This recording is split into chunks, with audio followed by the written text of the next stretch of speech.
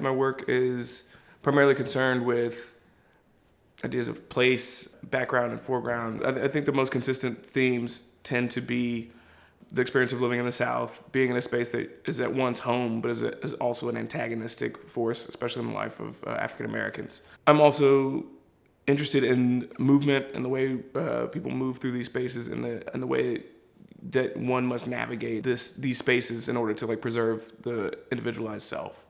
Another huge theme in my work is light. I think we're given this sort of narrative, Renaissance narrative, that sort of light sort of stands as an axiomatic space of truth or understanding, which certainly correlates to the way in which we experience vision. But I'm interested in subverting this, and the ways in which light can sometimes light can be dangerous. Light can be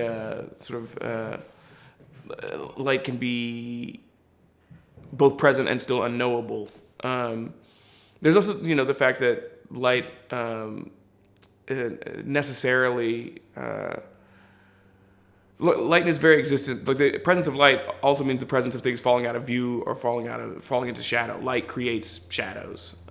So it has this, we can sort of think of it as this wholly positive force, or this wholly knowledgeable force, but at the same time,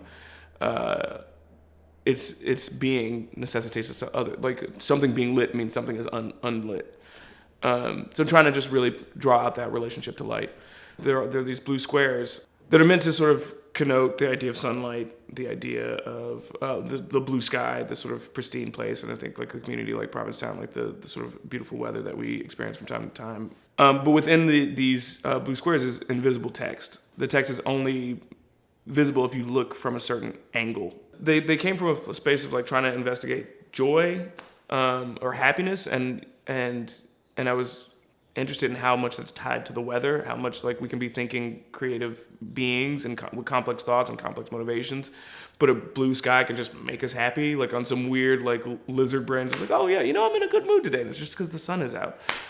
So the squares sort of connote that, and there's this sort of pristine, this a little bit saccharine blue sky, and then the texts, the invisible texts, are all meant to sort of address different things or different phrases that are associated with the sky, but that have a sort of skeptical lens to them.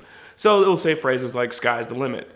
You're already sort of connoting the sky as a limitation, or see the light of day, which is seen, on its surface is a positive thing, but it's always used to address or connote something that is likely not to happen.